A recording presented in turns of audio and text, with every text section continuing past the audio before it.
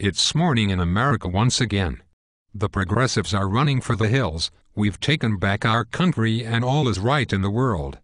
Oh hey Andy, I was wondering who locked me up in this cage.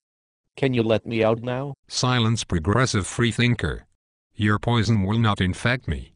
America rebukes you. Now you will face the consequences. You don't remember our time spent on the subway near the Ground Zero mosque, do you? I'm sorry, you all look the same. And what's a mosque? Oh, that thing before the election.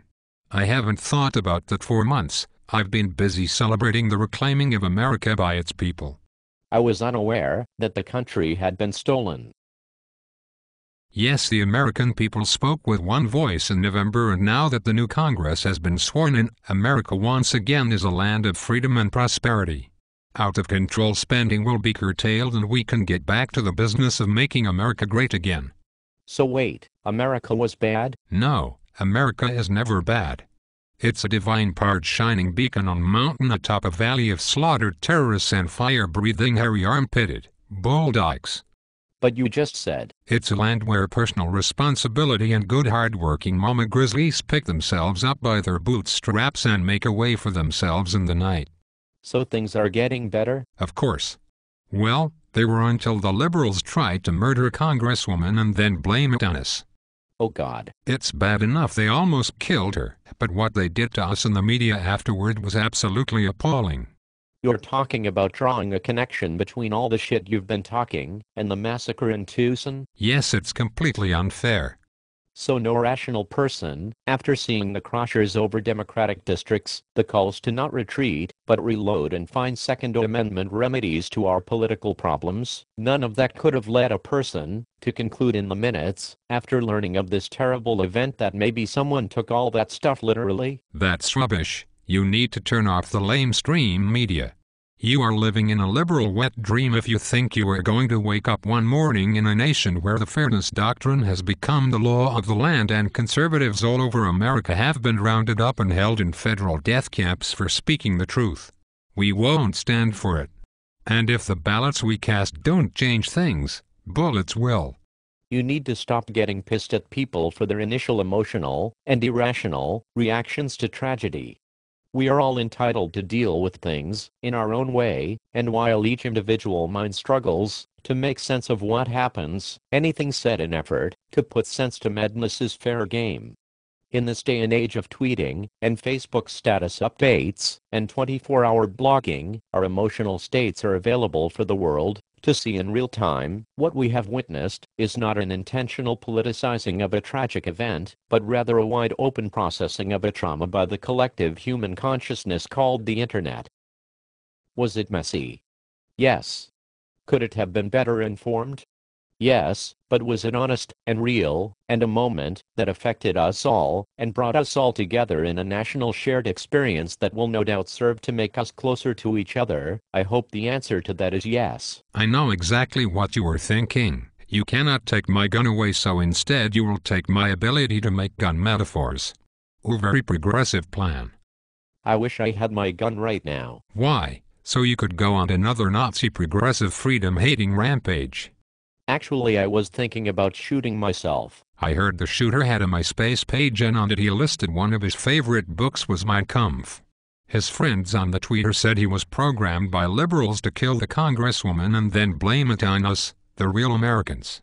The fact this kid had an active MySpace page in 2011 is evidence enough that he was crazy. How about we just agree that each one of us absorbs dramatic events based on our own ideology, political leanings, and personal history? In an event so foreign to anything we have ever lived through, the only way we can try to make sense of it is to fit it into our own personal life experience. Those initial reads of a situation are often always wrong, and it is not till time passes and the facts are made public that we really know how to define what happened. While this process is flawed, it is what happens every time there is unexplained tragedy. So if we're going to continue to live in a world with 24-hour news networks, Twitter, Facebook, blogs, and email chains, let's not get all pissy with each other when we start drawing on our own personal bias to define the undefinable. My brain hasn't hurt this much since the last time I talked to you. I told Glenn to use soundproof transparent aluminum to build your cage, but no, he never listens to anybody. What a dick. As I was saying, while we sort it out, let our minds do their job, let them process, let them think freely, and if days after all the information has come to light we continue to act like assholes, then, raise a voice to those who are spouting misinformation, then counter the misguided with the truth. But while there is no truth, we must all have the right to deal with things in a manner that is best for each individual. It's no surprise the elites in the lamestream try to blame us for this. This Holocaust on American values has been in the works for decades. All that was needed was the right crisis. A moment where the ruling class could capitalize on the fears of the public and take our liberty from us simply by asking for it in exchange for our safety. It started with Social Security, then the Department of Education, when they decided to teach us how to think. It has infected every administration since then, and now with the government takeover of healthcare they are literally telling us what to eat. You can't even get on a plane without the government touching your balls. I need to fly more often. When are you going to get with it? This country is going straight to hell fast. Look how bad the economy is. I know, record corporate profits last year. Exactly. The president wasn't even born in the United States. China and Islam are shitting on us as we become slaves to Chinese robots. We're all riding the FEMA train to Denver. Obama used a non-partisan drug-using Tucson shooter as a tool to create fear of patriotic people. The Fort Hood Muslim unloaded 30 rounds into unarmed U.S. military, and the loud tribesman swept that under the rug.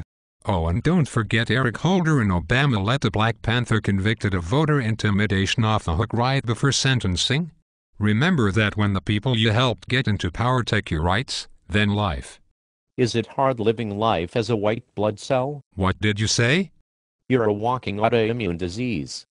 Always overreacting and attacking every new idea in the system. Classic progressive. The only standards you have are double standards. You are allowed to overreact, but I cannot. Dude. I'm locked in a cage hanging over a lava pit with some kind of fire-resistant dragon shark swimming around in it. Yes, Andy, I'm allowed to overreact right now. You overreact at the idea of 0.1% hike in interest rates. My name is not Andy. Besides, everyone knows it's never an autoimmune disease. Foreman pitches it. It's countered by 13 but supported by Taub because he wants to bank 13. And who doesn't? I mean, did you see Tron? I did. I saw it 13 times. Anyway, Dr. House always rules out autoimmune by Act 2. Okay, try this. Metallica. What about them? Master of Puppets. Easily their best studio album.